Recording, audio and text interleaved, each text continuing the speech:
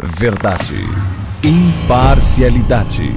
Começa agora o programa A Hora da Verdade. Apresentação Carlos Frederico Gomes. Olá, amigas assinantes, estamos iniciando mais um programa A Hora da Verdade na sua TV Mais, canal 15 da Multiplay, e na sua Litoral TV, canal 5 da NET. Olha, essa semana você deve ter cansado de ouvir aí, principalmente terça, quarta-feira, para ser mais exato, né? Começou o terrorismo bancado pelas televisões, né, principais do nosso país, o terrorismo oficial em relação às eleições. Parece que não tinha tido nenhuma pesquisa no Brasil. Parece que a primeira pesquisa foi essa da Datafolha, que foi encomendada pela Globo. A televisão como a Rede Globo não deu uma pesquisa até agora e pensava que o mundo ia ser diferente quando ela começasse a pesquisar. Né? Eu já perguntei várias vezes aqui nesse programa, em discussão com várias pessoas, por que aqui não tinha pesquisa esse ano? Por que aqui não se fazia pesquisa esse ano? Agora a gente viu por quê. Agora se descobriu por quê. O programa Hora da Verdade nasceu para descobrir coisas como essa. O programa Hora da Verdade nasceu não só para descobrir, mas para denunciar coisas como essa. O programa Hora da Verdade nasceu para lhe mostrar como são feitas as coisas no nosso país.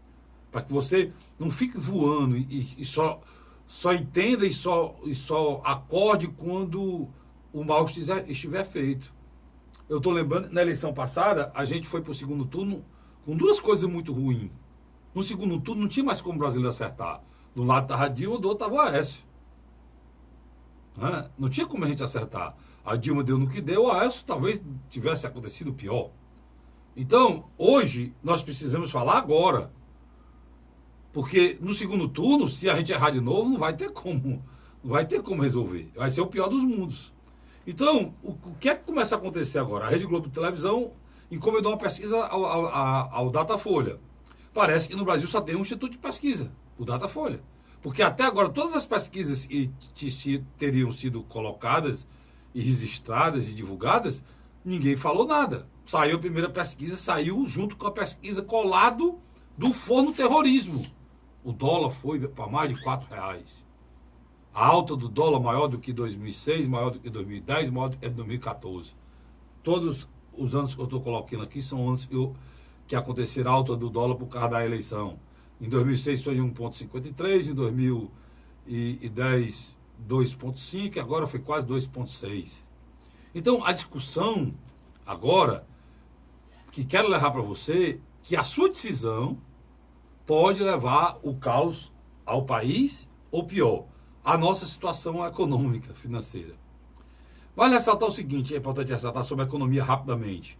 O Brasil tem 330 bilhões de dólares, então eles se querem especular, eles querem especular para tomar esse dinheiro. O que é que a Globo faz com isso, com esse terrorismo? É justamente botar dinheiro em quem tem mais. Né? Eles criam esse falso nervosismo e eles sabem dessa pesquisa antes de ser divulgada. Aí dizem que ao divulgar vai haver queda nas bolsas e vai ter retirada de dólar, e eles fazem isso, um movimento de propósito para que o dólar suba e eles ganhem muito dinheiro, e estão ganhando muito dinheiro. Porque o governo queima dólar para eles ganharem dinheiro. Isso é a realidade. Isso é o que acontece. A pesquisa deu 39% Lula, 20% Bolsonaro. Mostrou um mundo de PT e direita e esquerda. Coxinha e mortadela. O Brasil dividido. O pior dos mundos. Ou seja, mostrou uma pesquisa que o brasileiro não entendeu nada. Isso é o que a pesquisa está dizendo. E ninguém sabe qual é a realidade. Por quê? Lula, pela legislação brasileira, só se for outro, de outro planeta, não poderá ser candidato. Então ele não é o candidato. E no cenário que está o Bolsonaro está 20 e atrás dele tem gente com 13, com 14. E atrás do que tem 13, 14, tem um com 10 e tem outro com 9. Então, os 13, 10 e 9, todos os três aí têm empate técnico. Isso aí pode dar outra coisa. Pode aparecer outra coisa além do que está pré-estabelecido. E a campanha não começou. Nós não temos campanha ainda. não começou rádio, televisão, qualquer coisa pode acontecer nesses 30 dias. É importante que você saiba disso. Até mesmo que a atenção do eleitor não está virada para a eleição, não está virada para o dia 7 de outubro. Ainda vai virar para isso. Aconteceu as convenções, no Brasil todas aconteceram as convenções. Depois das convenções começaram esse movimento de visita e de produção de santinho, inauguração de comitê, que está acontecendo esses dias até o dia 30. Depois daí vem televisão. E o mês vai ser intenso. Não só para os candidatos a presidente, mas candidato a governador e candidato a deputado estadual, deputado federal e senador da República. O mês vai ser intenso. Aí sim a visão do eleitor vai estar voltada diretamente para isso. E quem souber irá se cacifar. Agora, o importante, nós estamos o tempo todo sendo monitorados e usados. E as pesquisas vão querer nos induzir. Novamente o alerta aqui, como eu sempre fiz e faço todo ano. Não aceite esses institutos lhe tratarem como você fosse o Maria vai com as outras. Ou seja, a história do voto útil. Não, eu vou votar no Bolsonaro que tem 20%, porque ele tem 20%, eu vou ganhar, vou votar nele. Eu não vou votar no Amoedo, não, só tem 2%, porque ele não vai ganhar. Isso não é procedimento de cidadão. Isso é procedimento de otário. Porque se os eleitores assim procederem, o que é que irá acontecer? A nossa democracia é fajuta. Quem mandará nela são os institutos de pesquisa. Já disse isso aqui 1000 vezes, porque eles podem errar agora. Irão errar agora, porque esse erro lhe induz a um caminho. E esse caminho é o que eles querem que você vá. Ele pode chegar demais para um candidato e dizer, olha, o senhor está com 5 pontos, eu posso levar o senhor para 15. Como? Eu vou paulatinamente subindo o senhor na pesquisa. E as pessoas vão acreditando e o senhor vai crescendo. É assim que fazem, pessoal. Agora, isso tem um custo. E esse custo é milionário. Esse custo é milionário. Por que esses institutos de pesquisa têm esse poder todo? Porque você, eleitor, se deixa levado. Se deixa ser levado. Tem uma das coisas muito boas que eu gosto dos eleitores do Bolsonaro, é que eles não oscilam. Nem para cima, nem para baixo. Eles não oscilam. Eu venho analisando isso aqui nesse programa há meses. E são os mesmos. Com todo o desgaste que pode haver, são os mesmos. Se os outros eleitores fossem assim. A gente tivesse pelo menos eleitores definidos, o problema é que o restante é muito volátil. E essa volatilidade, esse movimento muito volátil dos eleitores faz com que eles sejam usados pelos instrumentos de pesquisa. E já eu comecei a falar nisso, eu vou falar especificamente agora com o Luiz, nesse primeiro bloco, sobre essas pesquisas que eram muito esperadas, porque é um instituto que tem muita notoriedade, né, Luiz? Pelos anos que tem de pesquisa com o Datafolha. E a grande mídia parece que só existe o Datafolha, né? Não, é interessante. A Globo só se posicionou, só disse alguma coisa, agora um Datafolha. Nós tivemos literalmente uma enxurrada de pesquisa, né? Tivemos tanto Paraná Pesquisa, depois o Ibope, junto com a Globo e o jornal Estado de São Paulo, e nós tivemos, por último agora, Folha de São Paulo, TV Globo e Folha de São Paulo. Quer dizer, em síntese, o que está acontecendo? Você tem uma coisa que você fala muito bem no seu programa da M Cidade, de 9 às 10 horas, de segunda a sexta-feira. Você diz uma coisa que me chamou muita atenção.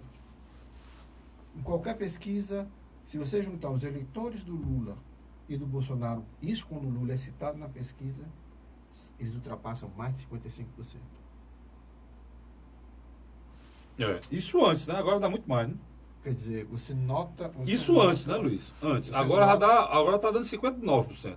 Então, 39 com 20% dá 59%. É porque antigamente você tinha um polo liderado pelo governo federal, estava sob o comando do Partido dos Trabalhadores, e do outro polo de oposição, liderado principalmente pelos governadores de Minas Gerais e de São Paulo, que era do PSDB. Agora não. Agora são duas lideranças que, literalmente, pelo seu carisma, atrai os eleitores. A gente teria tido a terceira força, né? A eleição seria muito bonita. Muito difícil hoje uma terceira. Não, mas a gente teria tido a terceira força, né? Uhum. E a gente pode até acontecer isso, por isso que eu digo que está tudo aberto. Você vai raciocinar comigo aqui. Se o Lula pudesse ser candidato, aí a sua avaliação estava correta. O Lula não sendo candidato, você tem 3 disputando. Sem dúvida, a segunda vaga. Eu estou dizendo que... Agora, se o Ciro tivesse conseguido um acordo com a Marina, o Aécio um acordo com a Marina, a gente já teria outra pessoa certa no segundo turno. Sem dúvida, sem dúvida. Eu vou lhe falar aqui a primeira pesquisa do Ibope, que eu acho que é interessante a gente fazer um comparativo. Só que o universo do Ibope foi 2.000 pessoas. A do Datafolha foi 8.000, Carlos Frederico. A coisa boa dessa pesquisa foi isso. Mas os números são muito parecidos. No cenário com Lula, do Ibope, Lula tem 37%, Bolsonaro tem 18%, Marina Silva tem 6%, Ciro Gomes tem 5%, Geraldo Alckmin tem 5%, Álvaro Dias tem 3%. Muito parecido com a Datafolha. Agora só a primeira. Agora sem o Lula no Haddad, no caso, você tem o Jair Bolsonaro com 20%, Marina Silva com 12%, ela literalmente duplica. Ciro Gomes sai de 5%, vai para 9%, Geraldo Alckmin, para mim, é um candidato que deveria ter um potencial maior, só tem 7% sem o Lula. E o Fernando Haddad tem 4%. Muito parecida, 3%. Muito parecida com essa da Datafolha de hoje. Agora, só que há um detalhe. Na espontânea, o Lula tem quase 30%, o Bolsonaro tem 15%. Ciro Gomes vem logo em seguida com 2%, Geraldo Alckmin tem 2%, Marina Silva tem 1% e Álvaro Dias tem 1%. Agora, você vê, o Ciro tem um eleitorado mais... volátil. Não, mais decidido, mais definido que a Marina, né? Em alguns aspectos, sim. Não, pela essa da Datafolha porque a Marina está mais alto que ele na estimulada e quando chega na espontânea ele tem o dobro da Marina. A Marina tem 1 e tem 2. Não, você está falando uma coisa que poucos analistas têm feito comentário em cima. O voto da Marina só aparece quando é estimulado. Não é um voto consolidado, não. Para quem já teve em 2 disputas presidenciais... Tem recall, né? Ela era para ter. É ela que tem o recall. Ela era para ter, ela tem recall para isso. Ela tem recall igual do Ciro, né? Uhum, sem dúvida, mas aí... O recall, para quem não... É o grau de conhecimento das pessoas do nome. Né? Uma palavra americana usada aqui pela gente, e é o grau de conhecimento no nome, não? Ou seja, lá vem o Luiz... Quem sabe que diabo é Luiz? Mas se ele disser assim, lá vem o Vicente, todo mundo sabe que é o Vicente, um homem de bem. Da TV Mais Nosso Cinegrafista. Um homem né? de bem. Aí todo mundo sabe. Se você lá vê o Cássio Dirico, aí todo mundo, tá chegando o homem, vamos lá. Todo mundo sabe que é o Cássio Dirico, né?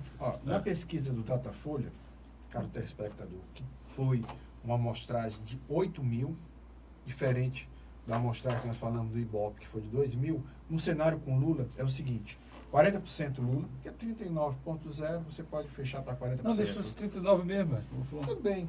Jair Bolsonaro, 19%, você também pode fechar para 20%. Mas deixa 19 mesmo.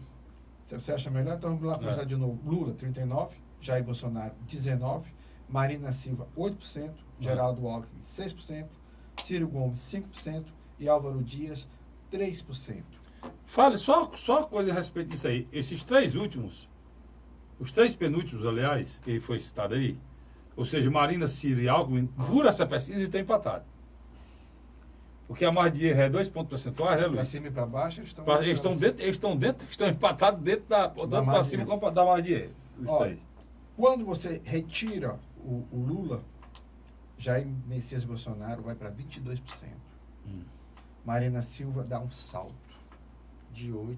Passa para 16, quer dizer, é a candidata que mais absorve no primeiro momento os eleitores. Depois vem o Ciro. Depois vem o Ciro. E sai de 5 para 10.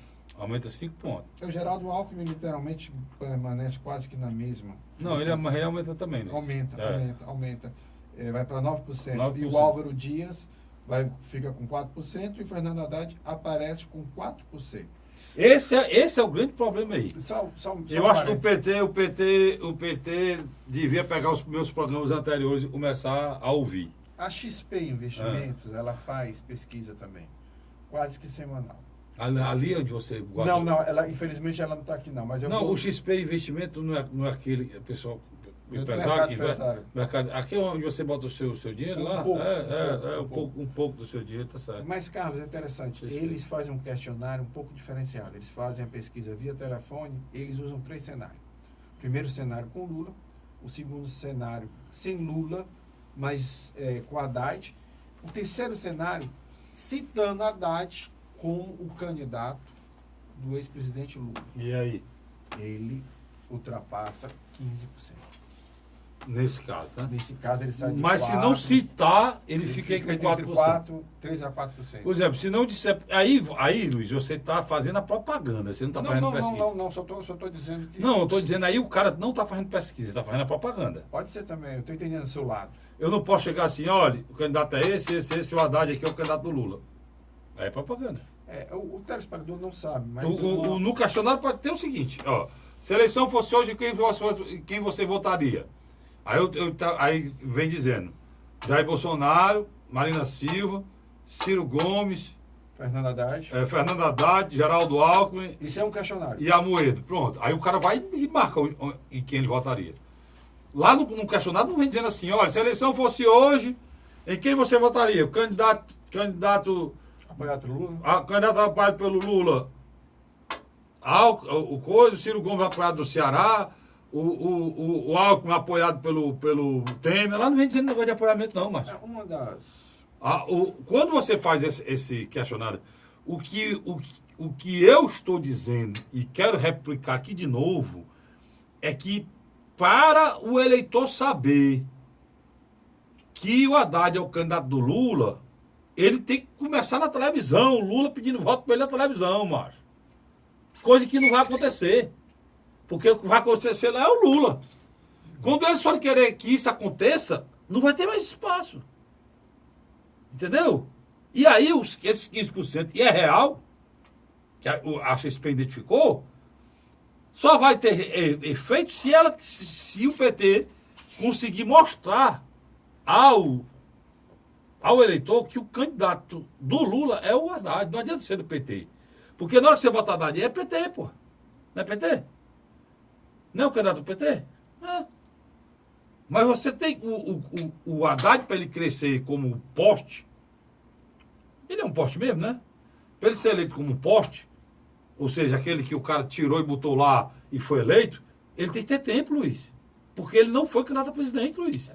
Carlos. Ele não tem, lá vem a história do recall de novo, ele não tem um recall que os outros candidatos têm, cara. E é preciso, ele precisaria ter tempo para ser reconhecido como candidato do Lula, isso na televisão. Eu estou errado. Se eu estiver errado, você pode discordar. Há um mês e meio atrás, eu escrevi um artigo que eu dizia que literalmente Jair Messias Bolsonaro isolou ou matou a candidatura de Geraldo Alckmin.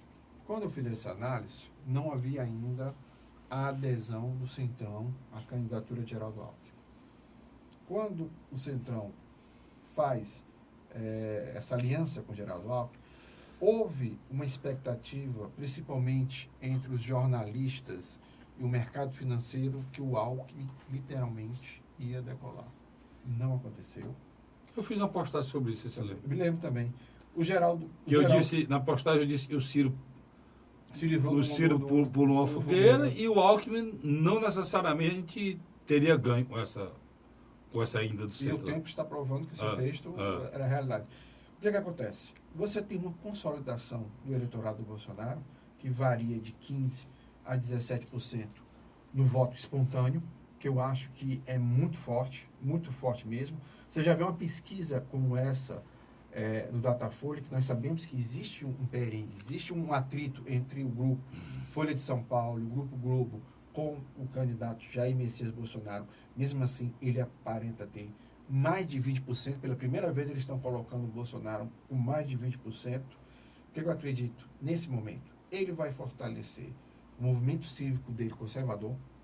Ele vai investir muito em redes sociais. O problema do Bolsonaro, Luiz, só para te dar um dado aí, tu esqueceu de falar, é que ele não cresce, cara. Não, ele chegou... Ele não perde nada. Ele não perde nada. Mas ele chegou ao limite. Mas ele não cresce. Ele bateu onde ele foi. E ele não ganha. E ele não ganha eleição com 20%. Por quê? Porque ele representa um ideário radical. Um segmento da sociedade. Ele representa o ideário que você está colocando aí, muito bonito, por sinal. O movimento cívico conservador. Um movimento cívico conservador que é mais ou menos isso com alguns exageros, né? Tem muito exagero disso aí. Isso aí, cara, é perfeito. Só que ele não conseguiu, outras pessoas que o acessório não conseguiu passar isso para ele, que isso daí ele não ganha eleição. Ele vai para o segundo turno. Ele já chegou ao segundo turno. Ele não vai à eleição. Por quê? Porque ele tem uma rejeição alta. Essa rejeição do Bolsonaro é justamente para ele poder agradar esse movimento por integral, por inteiro. Ele toma algumas atitudes, diz algumas coisas que não fazem com que... E um calcanhar de Aquiles no público feminino, né? Não fazem com que esse universo se amplie. E você tocou bem na ferida, que é as mulheres. Se você prestar atenção, porque se você decodificar e classificar, estratificar, né, a palavra que o Luiz usa, é o pessoal do... Você estratificar a pesquisa em relação ao Bolsonaro, você vai ver que o universo é quase todo masculino. Ele é masculino. Para você ter ideia, parece, eu supor, os eleitores do Bolsonaro têm 70% de homens e 25% ou menos, né, Luiz? Exatamente. Ou menos de mulheres, né? Acho que é menos, né? Menos, ele não chega nem a 12%, 12% de mulheres, o resto todos são homens. Então, o Bolsonaro... Não, vamos com calma, porque o telespectador agora ficou um pouco assim. É o seguinte, no geral, ele tem entre 19% e 23%. No geral, nas pesquisas. Não, estou falando do 100% dele. Não, no geral. Quando você pega o 19%, mas aí você estratifica isso. Mas você pega só entre o público masculino, ele chega a ter 27%, 28%. Vamos dar um exemplo. Quando você coloca ele no público feminino, ele chega a ter de 11 a 12. Entendeu? Quer dizer, você pega os 100% dos eleitores e estão sendo pesquisados. Desses 100%... Um terço só é mulher. Aí você vai e tira o Bolsonaro aqui. Deu 20% do Bolsonaro. Pronto, deu 20%. Quando você vai olhar dos 20% do Bolsonaro... 2/3 é homem e 1/3 2 é mulher. terços desses 20% é homem e 1/3 1 terço é mulher. Ou seja... 2 votos masculinos para 1 voto feminino. Pronto. Então, isso faz com que ele fique preso, porque metade do eleitorado brasileiro é mulher. Mais da metade. Mais da metade é feminino. Então...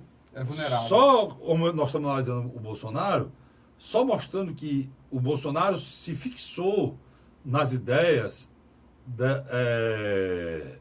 conservadoras, principalmente um pouco machista dos homens, e não expandiu. E aí é que está o erro. Porque ele pode manter esse universo aqui, mas ao mesmo tempo ele tem que contemporizar para atender, porque o Brasil não é só esses 20%. Esse é o grande ponto, ele vai ser presidente do Brasil. Não é só questão de você ser eleito, não. Você tem que pegar o seu programa, que você pensa e adequar. Rapaz, olha, porque parece que eu nunca pensei dizer isso. Foi o que a vice dele, a Janaína Pascoal falou. Pronto. Tem que ampliar. Pronto. O que ela falou, olha, nós estamos fazendo aqui igual como o PT fez. Segmentando. Nós estamos segmentando, estamos sendo radical, igual como o PT fez. Então, quem deu o mote foi a Janaína Pascoal. Ele está no segundo turno. O Luiz já disse isso aqui, e eu acho que está também. Agora, você que é eleitor dele sabe o seguinte, ele vai chegar no segundo turno. Agora, as chances dele perder no segundo turno são maiores do que ele ganhar. Por quê? Porque no segundo turno ele precisa do universo feminino para ser eleito. Carlos, por outro lado, quando começar o dia 31 de agosto, propaganda de rádio e televisão, o Geraldo Alckmin, se ele não crescer em menos de uma semana, 2 semanas, literalmente, vai se tornar um naufrágio de Titanic. Olha, para você ter ideia, eu vou para um rápido intervalo, não volto a faltar o Geraldo Alckmin, e falando sobre o universo feminino também, não vamos falar, vou lhe dizer o seguinte, se um candidato ou candidata conseguisse ser candidato só dizendo que era para arrebentar as mulheres, ele estaria no segundo turno, se as mulheres acompanhassem. Vocês estão entendendo a força disso? É verdade. O Ciro Gomes pode crescer muito nisso. Vamos falar sobre isso também. Ele já disse de novo, essa semana, que metade do ministério dele vai ser de mulher. E a vice dele é uma mulher. É uma mulher. Tá certo? E tem muita gente também que não gosta. Que é tipo da pessoa com agrado ou desagradada, que é a Cátia Abreu. Eu vou para um rápido intervalo e volto já. Não sai daí não. Tem muita coisa para falar ainda sobre eleição. Não sai daí não. A Hora da Verdade.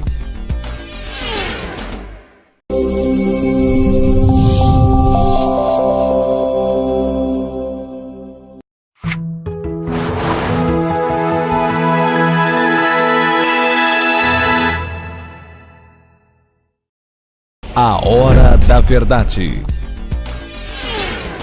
Estamos de volta agora com o segundo bloco do seu programa Hora da Verdade, na sua TV Mais, canal 15 da Multiplay, e na sua TV, não é TV não, é Litoral TV, canal 5 da NET, tá certo?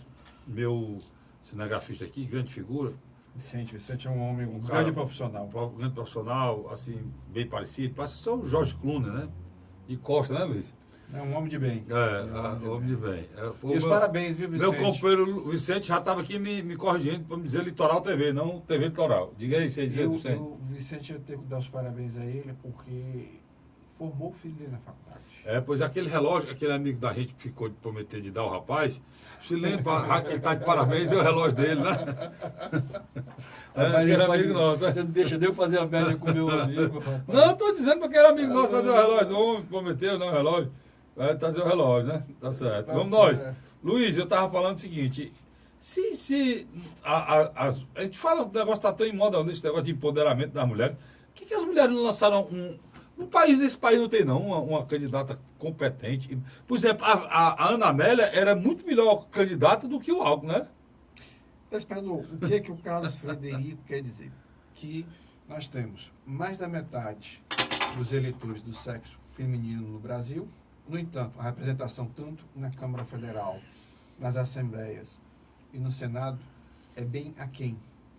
E outro detalhe, Carlos Frederico, as mulheres que assumiram o executivo nos últimos anos não se saíram. Esse eu acho que o medo foi esse. A Dilma foi que deu medo das mulheres. E Marta Suplicy. Marta Suplicy em São Paulo e a Dilma no Brasil. Criou deu medo. Aquela governadora do PT também lá da região, eu acho que é do Pará também, quer dizer, Rosiane Sarney também no Amazonas, no Maranhão, quer dizer... Mas aí você tem no parlamento mulheres... No Rio Grande do Norte... mais sucesso. Né? No Rio Grande do Norte, a ex-governadora também não conseguiu êxito. Então, é um fato que você tocou que é interessante. As mulheres não conseguiram se firmar nesse campo. É um campo ainda masculinizado em todos os sentidos. Mas aí os homens estão trazendo. O Ciro pegou a Cátia Abreu para ser sua vice. O Alckmin pegou uma das melhores senadoras do Congresso, a senadora Ana Amélia, do Rio Grande do Sul. E o Haddad também. Mulher também? A deputada estadual pelo PCdoB do Rio Grande do Sul, a Manuela. A Manuela Dávila, tá certo. Se o candidato for, que era candidata a presidente, era candidata que tinha presidente, que poderia levar o apelo feminino, mas no final acabou não sendo candidata. E também o partido dificulta, né, Luiz? O partido é um partido pequeno. É um apêndice do PT. O PCdoB, ele apesar de ele tentar... Mas você ia falando, terminando o primeiro bloco,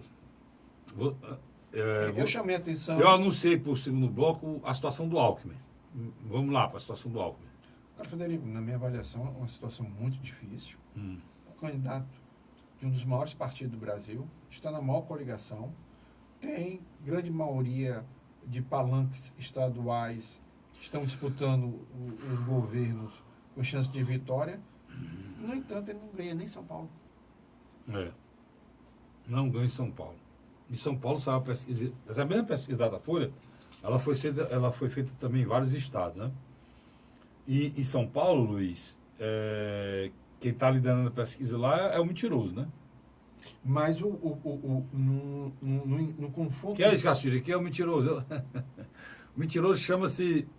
Diga aí quem é o mentiroso, chefe. O ex-prefeito de São Paulo, João Dória. Chama o João Dória. Por que é mentiroso? Porque ele afirmou umas 20 vezes que jamais deixaria a Prefeitura de São Paulo para ser candidato a nada.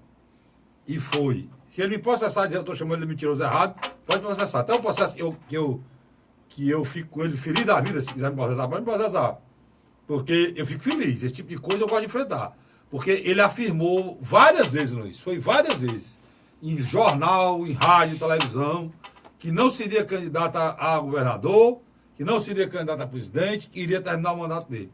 E saiu e é candidato a governo do Estado de São Paulo. O João Dória está com dificuldade, porque tudo indica há uma tendência natural do crescimento da candidatura de Paulo Scaff do MDB. E o Scaff está em empate técnico com ele, né? Só que há um detalhe.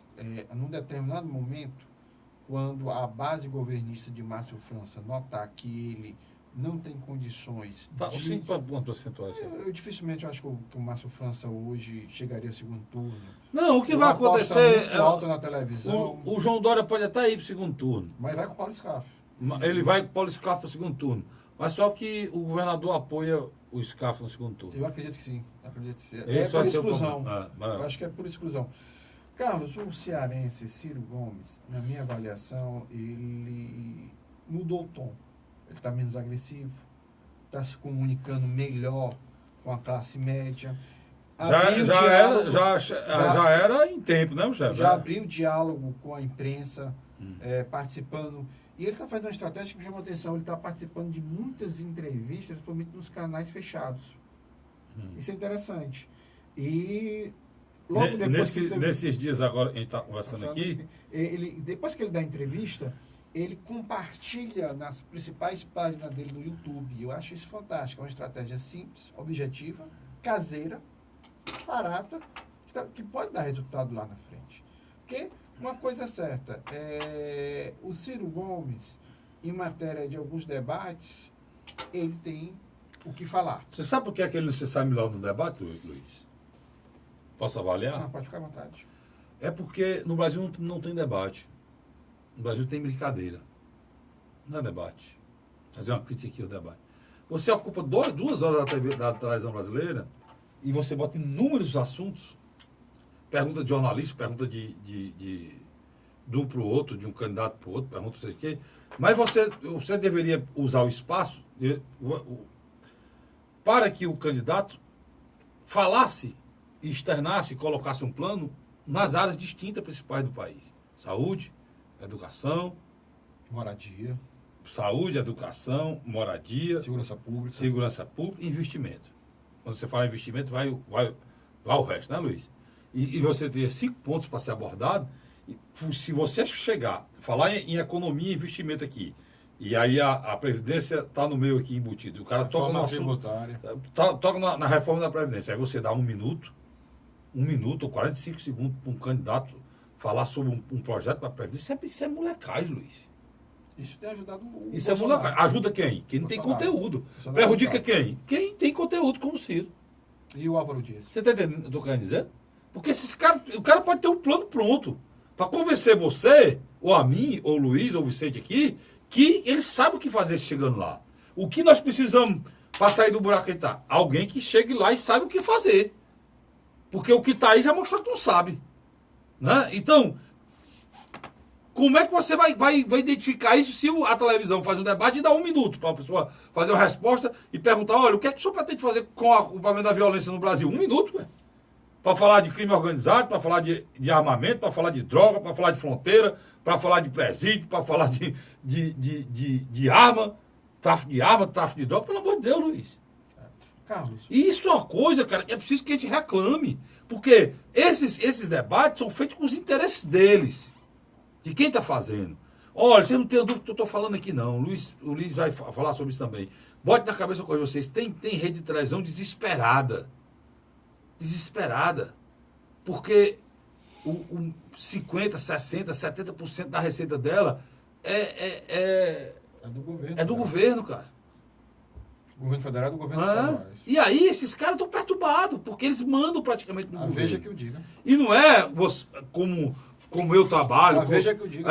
A Veja que eu diga está revoltado até hoje. Como eu trabalho, como o Luiz trabalha, ou qualquer um como a gente tenha uma porcentagem em cima do estudo feito da audiência da gente e dá aquela mixaria pra gente, não. Não é, se fosse assim. Não é, não, cara, eles são donos da verba. E é legal, totalmente legal, porque o dinheiro da publicidade vai destinado no orçamento. Se eles têm publicidade, eles vão. Um ministério. Só que é correto, uma Globo levava 40%, 50% do orçamento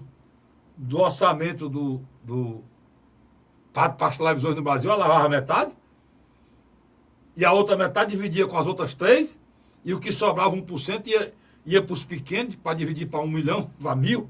Então, é assim que funciona. E elas estão desesperadas, né, Luiz? Estão desesperadas. Agora, você faz um debate e dá 1 minuto para que um cara responda a pergunta sobre a economia, isso é molecagem. Isso aí, para mim, é molecagem. Carlos, Total. o presidencial Ciro Gomes mudou a estratégia dele. Está tentando se comunicar melhor, tanto com setores da opinião pública, com a imprensa. Só que no meio do caminho há uma pedra. E o Ciro vai ter que tirar essa pedra. E há uma pedra no meio do caminho. Quem é a pedra? Fernando Haddad e Lula. Para ele crescer, num determinado momento... Não, na hora de sair o Lula entrou o Haddad. Mas ele não Haddad, pode tirar os dois. Não, estou dizendo, ele vai ter que fazer críticas contundentes ao Lula e ao Haddad. Por quê? É o mesmo eleitor que ele está disputando. Não adianta o Ciro polarizar com Geraldo Alckmin ou com Jair Messias Bolsonaro, porque é outra fatia eleitoral. É outra. O Geraldo Alckmin, por exemplo, quando ele começar o programa de televisão dele, o Geraldo Alckmin só tem um intuito. Qual? Desmontar Bolsonaro. O Lula não vai poder participar dos programas dele. Não vai. Quem que vai aparecer? Fernando Haddad. Então, o Ciro, na minha avaliação, ele sabe que aqueles poucos segundos que ele tem dois objetivos. Ou se apresentar, ou usar também um pouco para tentar desconstruir essa estratégia petista, petista, que na minha avaliação, pode também colocar um candidato no segundo turno, que no caso seria Fernando Haddad. Mas, em compensação, poderia fazer com que o voto útil fosse para Geraldo Alckmin, temendo ainda de Fernando Haddad. Você está entendendo o que eu estou dizendo? Mas eu acho que o Ciro tira outra opção. Eu acho que seria muito mais interessante ele ir para o governo atual. Se ele focar no governo atual, focar no Meirelles, focar no Alckmin, como ele está fazendo, mostrar que esses caras participaram do governo, e aí chegando no Michel, ele chega na Dilma. Eu estou entendendo, você faz tudo. E chegando na Dilma, ele chega no Lula. Sim, mas aí ele teria que dizer que o Michel tem... É isso mesmo. Dito golpista... É isso mesmo. Tudo que aconteceu de ruim nesse país, ele tem uma história, cara. E a história é Lula, Dilma e Michel. É uma sequência. É uma sequência. Isso foi uma chapa montada, Lula e Dilma, uma chapa montada, Dilma e Michel, uma chapa montada pelo Lula. E alguém tem que dizer isso, que é a verdade. Se o eleitor quer essa verdade ou não, outros problemas. Que o Lula tem 39%. O que está acontecendo com o Lula 39%? Para mim é um desgosto muito grande, para mim como cidadão brasileiro. Um saudosismo. Se eu tivesse vontade, se eu fosse uma pessoa abastada, se eu sonharia que o Lula pudesse ser candidato. Se fosse uma pessoa bem financeiramente. Porque na hora que eu visse que depois de tudo que aconteceu no Brasil, depois de tudo que foi destruído, depois do país viver esse problema que a gente vive, 25 milhões de desempregados, 63 mil pessoas sendo mortas anualmente no país, nossas crianças sendo mortas, Luiz, como pagamento, o sangue delas sendo derramado como pagamento de dívida de droga. Presta atenção que aqui está. Sarampo, febre amarela, poliomielite, tudo que é doença medieval voltando. Só tá faltando a cólera. Já chega. Né? O Brasil é de zumbis. A mendicância e moradores de rua que não são hoje, não só pela pobreza, mas por serem verdadeiros zumbis consumidores de crack. Esse é o país que a gente vive.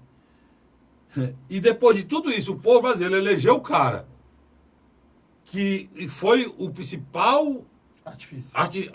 Não foi a Dilma, não foi meu irmão, foi quem inventou a Dilma, foi quem inventou o Michel, foi quem montou isso aí, foi ele. Ele pode ter feito 1000 coisas boas para trás, ele fez. Mas tem um bocado de gente presa, o Brasil perdeu bilhões com corrupção no esquema montado do governo dele.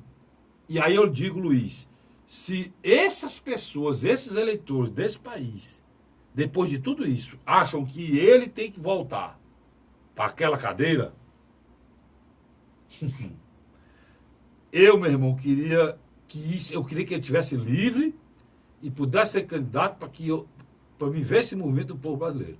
Se isso fosse verdade e acontecesse, e ele fosse eleito presidente da República do Brasil, depois de tudo isso que eu falei aqui, eu queria ter dinheiro para ir embora desse país. Só Eu queria, mas queria mesmo ter dinheiro para ir embora desse país. A sua análise, Porque você não vê horizonte. Passando a bola por isso, só dizendo, é igual, sabe o que, Luiz? O que acontece no interior do estado, de qualquer prefeitura no interior do estado.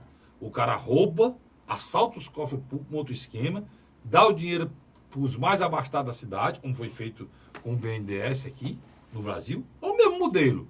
Ajeita a classe dominante, ajeita o solador de opinião, rouba e volta 10 vezes. Tem prefeito aí que já foi eleito, roubou, foi reeleito, roubou, não pode ser mais candidato, porque o nome deu improbidade, são 8 anos, nesses 8 anos lançou 2 nomes dele, o filho, a mulher, vão eleito, quando passar a improbidade ele volta para lá de novo. Mas você conversa com o eleitor que vota nele e diz, doutor, ele rouba, mas faz. Pronto.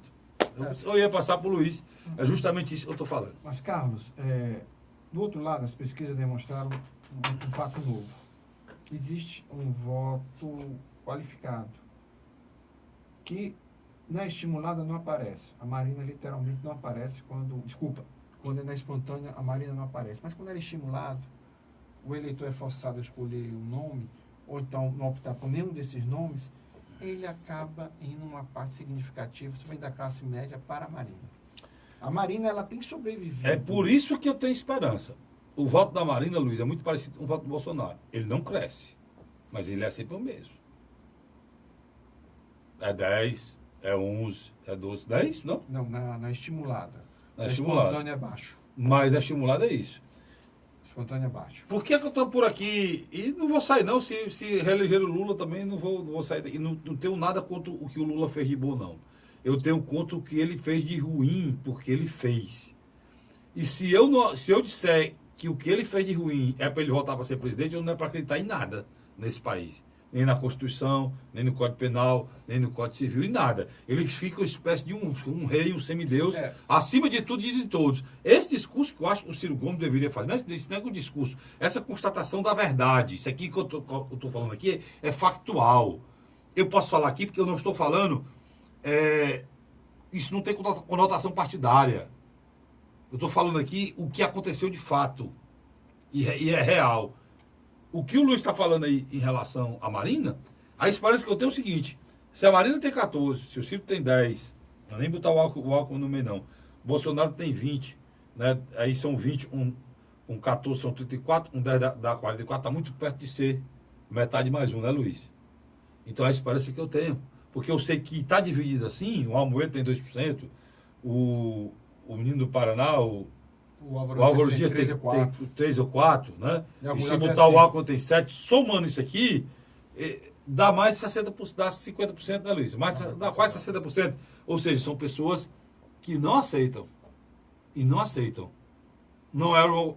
A grande parte que era eleitor do Lula, né? Alguns deles, votam no Ciro, votam na Marina, né? Que alguns votam até no Alckmin, não aceitam o que o Lula fez, entendeu? Mas é interessante. Então, o que o Lula fez. Então, a esperança que eu tenho é essa. Não é você ser do PT ou não ser do PT. Não aceitar que a pessoa ter montado um esquema desse, ter levado o país a essa situação e ainda queira voltar presidente da República. Mas, Carlos, é interessante. Se você põe na espontânea, ela com 2%, Marina 5%. Você põe na estimulada, ela cresce bem. Ela fica entre 12% a 16%, dependendo da pesquisa. E fica bem claro, quando o Lula foi embargado, não poder ser mais candidato, uma parte do eleitorado do ex-presidente Luiz Inácio Lula da Silva não o segue. Nesse aspecto, tudo indica, a Marina pode ser beneficiada. Pode ser. O Ciro será beneficiado. O Ciro também será beneficiado. Mas o cara que é para ser beneficiado e está preparado para isso, e que é o que o Lula quer e o PT, tem que ter tempo. Porque não tem nome, é Haddad. É Haddad. E reconhecimento nacional muito pouco. Do jeito que a gente está vendo aí, vai ser complicado, mas a gente vai analisar essa situação já no próximo bloco. Agora eu tenho que ir para rápido intervalo, volto já com mais o programa. Mais o bloco, é o terceiro e último bloco do nosso programa Hora da Verdade. Falando um pouco da nossa realidade aqui. Vamos falar aqui das candidaturas estaduais, vamos falar aqui do debate que houve aqui, quem foi e quem não foi, já, a gente volta já, não sai daí não. A Hora da Verdade.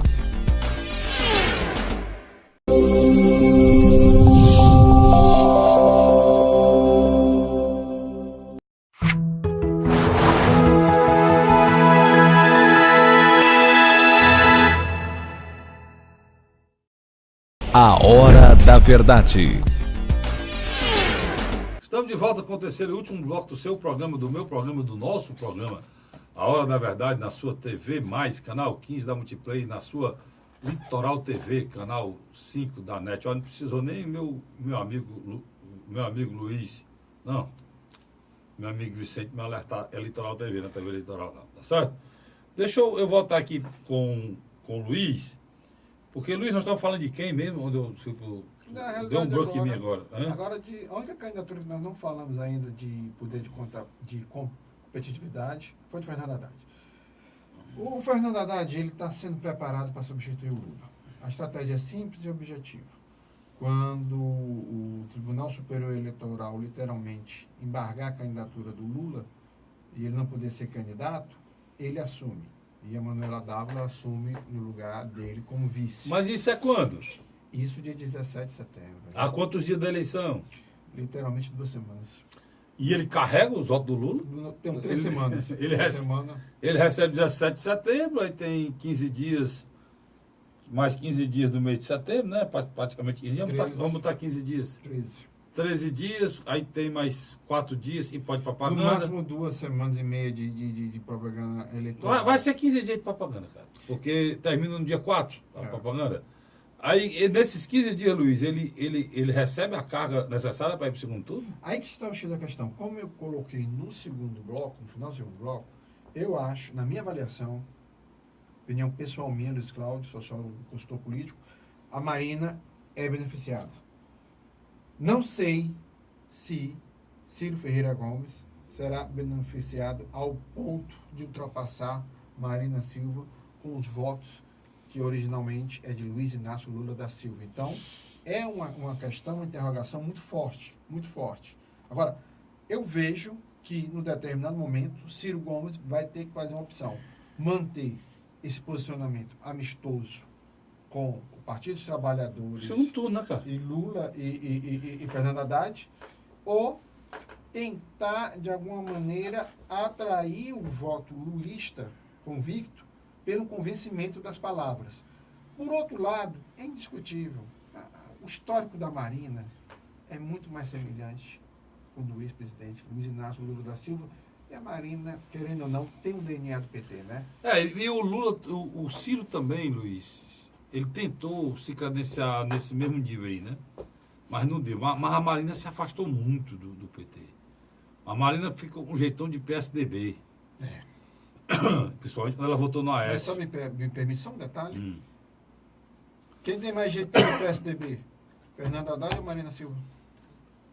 A Marina, porque ela tem algumas coisas diferentes. Ela é candidata da energia limpa, da ecologia.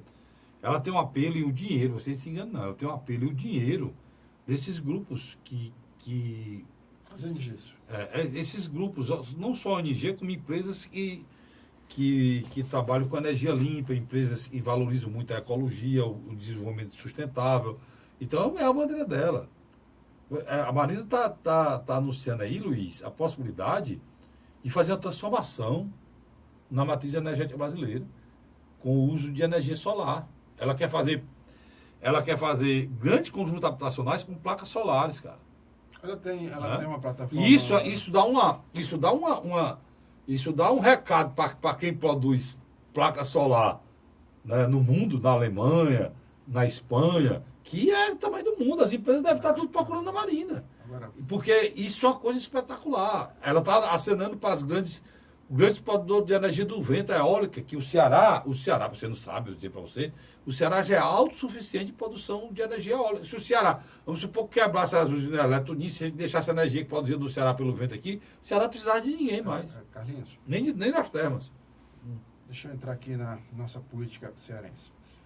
Antes da convenção que indicou o governador Camilo Santana e a sua atual vice, que também é candidata de novo à reeleição, Isolda Sela, membros ligados a Cid Gomes e Ciro Gomes, quando viram o palco, se chatearam. De um lado a imagem do Ciro, do outro Lula. Mas isso é natural. Mas deixa eu terminar. Essa semana agora, quando nós estávamos gravando, estava tendo a inauguração do comitê de Camilo Santana. Aí eu vou lhe fazer um questionamento. O PT, nessa semana, baixou uma resolução do PT do Ceará, na qual o deputado estadual... Zé Guimarães. Não, o deputado estadual, o que é atual presidente, que é que nós temos o Elmano de Freitas e tem o outro, que agora... Sei demais quem é, do sindicato. O Braz. Então, o que é que acontece? Moisés Braz. Moisés Braz. O que é que acontece nesse momento? E eu vou lhe questionar. Está entendendo? Camilo vai ter que ser obrigado a botar foto de Fernando Haddad no comitê e na campanha Não, dele. hoje ele é deputado do Lula. E é muito bom botar do Lula aqui no Ceará, né, Luiz? É muito bom botar no Lula no Ceará. A última pesquisa que deu aqui, deu o quê, Lula, no Ceará? 58, que você pode deixar para 60. O Ciro é o segundo colocado com 12. 19. Ou 19. Aí é bom demais. Bolsonaro tem 9. Bolsonaro tem 9, né? Então é bom demais você falar em Lula aqui, como o Moisés vai estar falando e brigando para que seja o Lula. Com esse agora. Aí que eu quero ver. Lá no dia 17, vamos puxar a bandeira do Haddad? O governador Camilo Santana já... No dia 17... O governador Camilo Santana já esteve no palanque do PT, agora depois do Ciro, na inauguração, e falou que o candidato dele é o Lula. Não pode ser diferente, é do partido dele. Mas que, se o Lula não fosse candidato, o candidato dele seria Ciro Gomes. Que foi num evento do lançamento do comitê do deputado federal André Figueiredo. Pronto, ele disse isso. Que é vice-presidente do Partido Democrático Trabalhista. E que tinha muita admiração e que o Ciro era a inspiração de políticos como ele, né? Tinha sido a inspiração de políticos como ele. Carlos, assim, bem objetivamente, a coligação do Camilo me surpreende pelo gigantismo. Na última pesquisa você entendeu por quê. O cara tem 65% de aprovação de governo. Ele tem 64%. Ele discutiu. Na última pesquisa. Ele tem o mesmo percentual que ele tem de aprovação, ele tem de preferência. E se você tirar os votos dos úteis, né, aí o homem sobe para 85%. Né? Carlos, você tem ideia. Tanto que ele não foi o debate, né, Luiz? Ele não foi. Não foi, não deve ir. Ele não foi o debate da jangadeira, mas também querer que o Camilo vá ao debate no terreno do inimigo é de lascar, né, Luiz? Não, e outra coisa. Por quê? Porque as pessoas não é falando mal de rádio, de televisão nenhum, não. Mas quando a pessoa é política, é dono da televisão, tem que aceitar essa crítica. A TV Jogadeira aqui no estado de Ceará é do grupo Taxa Ereissati. O grupo Taxa Ereissati está lançando o principal adversário, que é o general Teófilo. Então, fica meio chato, né? Você ir para um debate, para esse debate, você, dentro de uma televisão, no terreno assim, ácido, né, Luiz? Mas você deu uma explicação no seu programa da MC-Cidade, de 9 às 10 horas, de segunda a sexta. Foi? Que eu achei interessante, que foi que você disse que Camilo Santana tem gordura para queimar. Se ele não for um debate desse... Não, mas ele está indo justamente por isso. Ele pode, num debate desse... É o que eu estou dizendo. Ele tem gordura para queimar. O que é que acontece num debate desse? Um cara que tenha esse percentual, é ele contra o resto, né, Luiz? Ou o resto contra ele. Pronto, já completou. É um monstro, vamos dizer aqui. Vamos dizer que é um monstro. É ele contra o resto ou o resto contra ele. Pronto, então são 6... São 6 candidatos que o debate chama? Só chama... Não, são os que pontuaram. Só chamam 4, né? Então são 4 candidatos. Fica o Camilo contra 3 e os 3 contra o Camilo. Eu sei nem se ele é bom se ele é bom no jiu-jitsu, mas tem que ser, porque é o Camilo contra o general, contra o Hélio Góes e contra o candidato pessoal. O candidato pessoal. O candidato pessoal tem nome, ele tem que dizer o nome dele aqui. Então, cara, é muito difícil você poder se sair bem do debate desse, porque vai ser todos contra o cara. A negada quer o fígado dele, porque ele tá lá em cima na pesquisa. Quem tem um eleitor, não é ele? Então vamos comer o fígado dele. É assim que funciona, o debate é assim. Né? Então, ninguém vai em cima do general, porque na última pesquisa só tinha 4%, né, Luiz? Né? Ninguém vai em cima do general, né?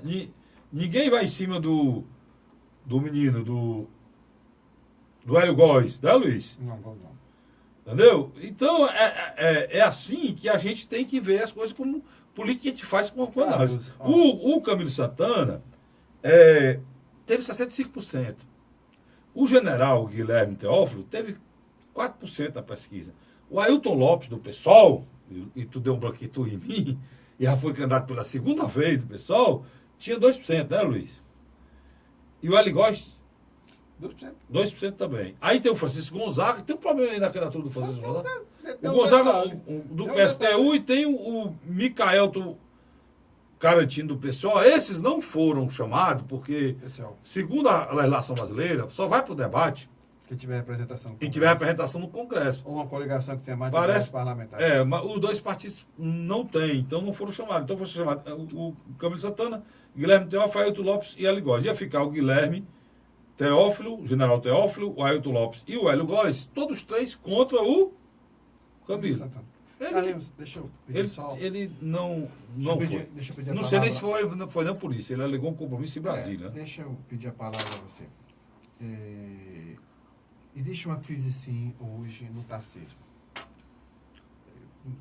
O grupo do Tasso Gereissati, ele foi responsável pela eleição de si mesmo 3 vezes, elegeu Ciro Gomes e elegeu Lúcio Alcântara. Gostei dessa frase. Ele foi responsável pela eleição de si mesmo. Gostei dessa frase. E depois ele ajudou, de uma maneira indireta, a primeira eleição de Cid Gomes contra o candidato do seu partido, o ex-governador Lúcio Alcântara.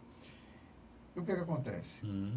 A primeira vez que ele lançou um candidato fora da máquina administrativa foi o ex-presidente da Assembleia e, na época, secretário do governo Cid Gomes, que teve que sair, voltou para a Assembleia e teve que sair candidato ao governo, que foi o nosso querido amigo Marcos Carlos.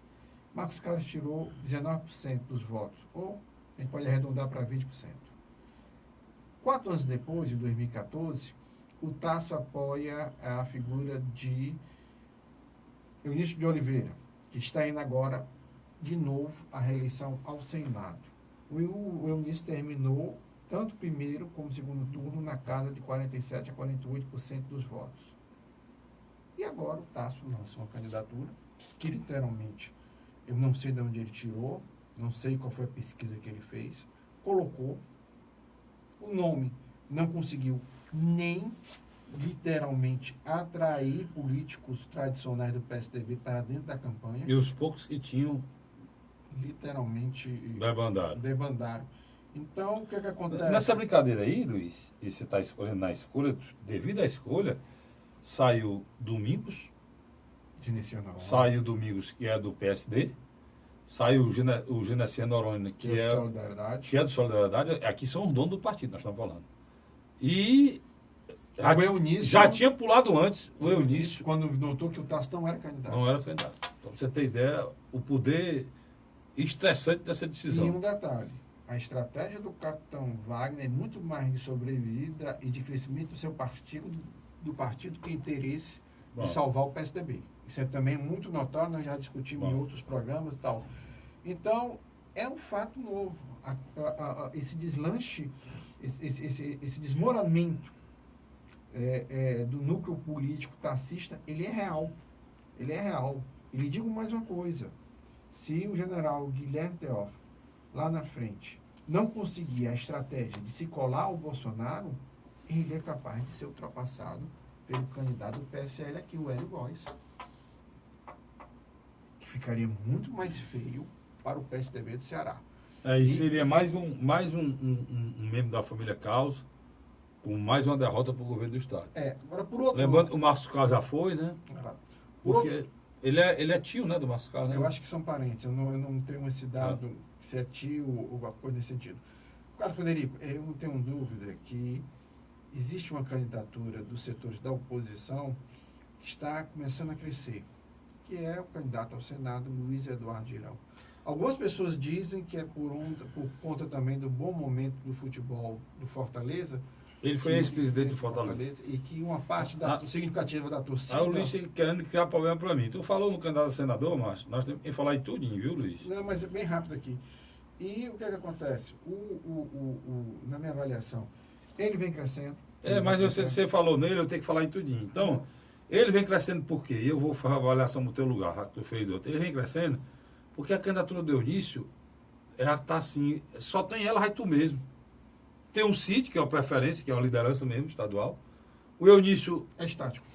está com 30% e vai ficar aí. E se ele for eleito, vai eleito com isso aí. Olha lá se chegar aos 30%.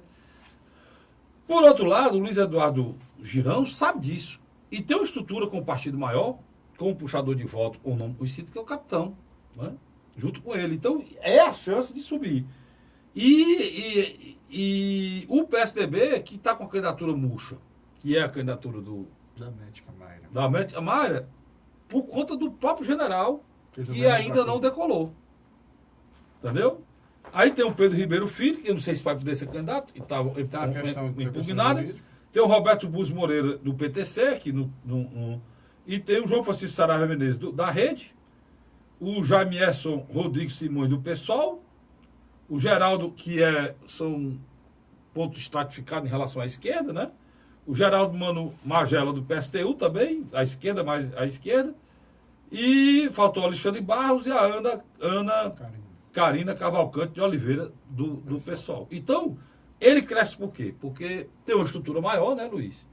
Tem um apelo grande que é ligado ao Fortaleza, foi presidente de Fortaleza, e ainda tem uma coisa, teve aqui, ele teve comigo e é uma pessoa muito lúcida e com ideias claras e próprias, né? Mas é interessante que, ao mesmo tempo, ele tem a simbiose dele com o Capitão Wagner, que o Capitão Wagner faz a campanha dele ao Legislativo, para deputado federal, mas pede voto a ele ao Senado, que é uma candidatura majoritária. Você está com a mãozinha assim, me dê a mão logo, que acabou o tempo.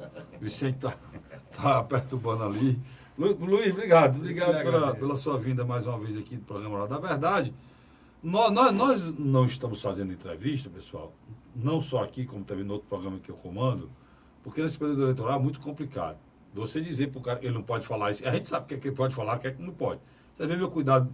Toda hora que eu digo o nome do senador aqui, eu vou buscar o nome de todos. Eu já tenho comigo aqui já para isso, né? Para não faltar. Isso é responsabilidade de jornalista e de quem faz a política com isenção. Nós sabemos, e a gente sabe, você também sabe quem é que tem chance e quem não tem. Mas nós temos a obrigação de dizer às pessoas que estão lá querendo um lugar também no sol, né? Isso é democracia, a gente tem que respeitar, tá bom? Obrigado a você, assinante, pela audiência, pelo carinho. Eu volto na próxima semana, se Deus quiser, com mais um programa A Hora da Verdade. Até lá.